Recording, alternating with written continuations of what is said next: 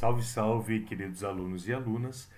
Nessa web aula eu vou falar para vocês sobre as práticas imperialistas e intervencionistas dos Estados Unidos na América Latina.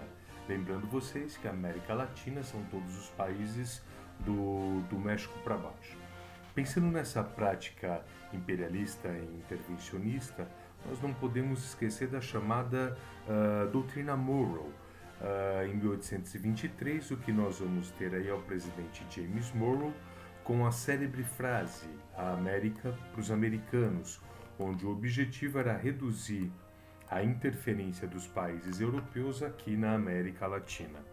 Com o fim da Guerra Civil Norte-Americana, em 1865, os Estados Unidos eles começam aí uma prática de anexar territórios aos seus. Em 1867, os norte-americanos eles compram o Alasca, que pertencia à Rússia. Em 1893, nós vamos ter aí a conquista do Havaí e a anexação de parte do México.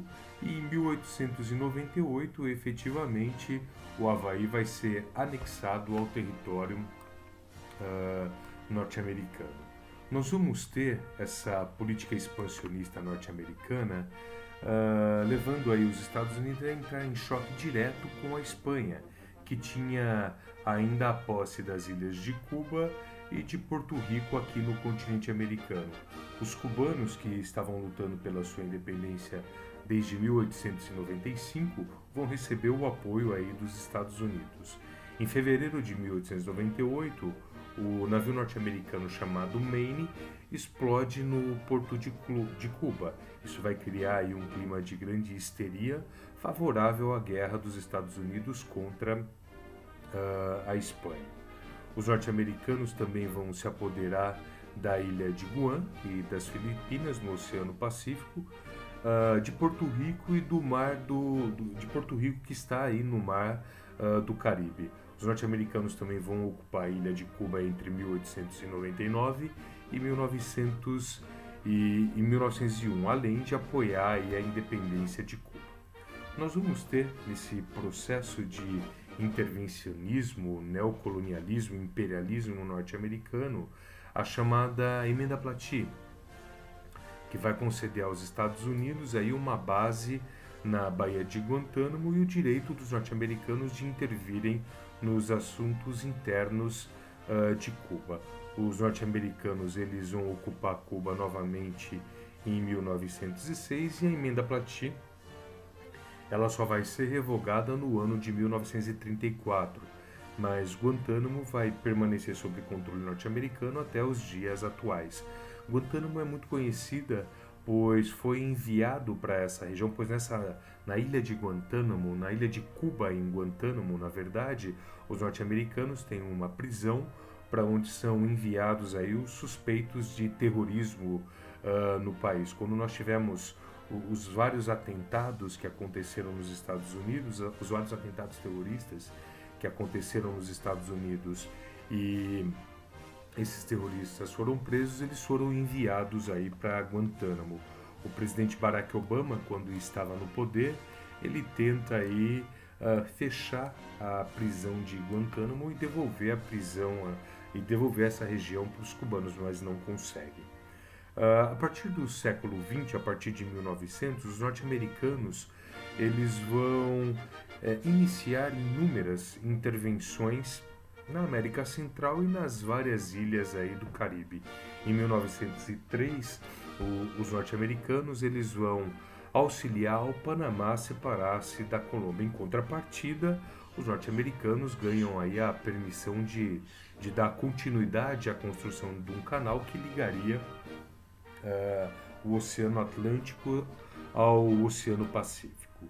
Em 1904, nós vamos ter o chamado Corolário Roosevelt, quando o presidente norte-americano Theodore Roosevelt afirmava o direito norte-americano de intervir aí nos negócios dos países latino-americanos através da política do Big Stick, a política do grande porrete. Os norte-americanos ofereciam pacificamente a ajuda e caso o país recusasse a ajuda, ele utilizava a força, o porrete. em si. Os norte-americanos então passam a controlar aí, principalmente a economia dos países da América Central, as chamadas Banana Republics ou Repúblicas de Bananas, que eram países que dependiam diretamente da economia norte-americana, pois exportavam banana, café e outros produtos primários aí para os Estados Unidos. Nós vamos ter também, juntamente com a chamada o chamado corolário Roosevelt, a chamada diplomacia do dólar, onde o governo norte-americano ele faz com que o dólar, a sua moeda corrente, ela se torne uma moeda internacional utilizada em maior parte ou em grande parte das transações financeiras internacionais. Isso vai tornar os países no mundo dependentes da economia norte-americana. Vai tornar os países dependentes da economia dos Estados Unidos, da economia norte-americana. Em 1929 nós vamos ter aí o crash da Bolsa de Nova York, a economia norte-americana ela entra em recessão, ela entra em crise, e o presidente responsável por retirar os norte-americanos da crise foi o presidente Franklin Delano Roosevelt. Em 1932 ele lança o New Deal, um novo acordo, um plano com o objetivo de resgatar, recuperar a economia norte-americana. Junto com o New Deal, nós vamos ter a política da boa vizinhança, onde os norte-americanos eles tornam-se aí os grandes atores para mediar todas as relações políticas e econômicas aqui no continente americano. O objetivo era fazer com que os Estados Unidos aumentassem a sua área de influência em todo o mundo. Só que essa política de boa vizinhança ela era tão agressiva quanto políticas de intervenção militar direta. Nessa política de boa vizinhança, as interferências elas não vão ser tão explícitas e por isso elas vão se tornar efetivos meios de controles difíceis de se combater.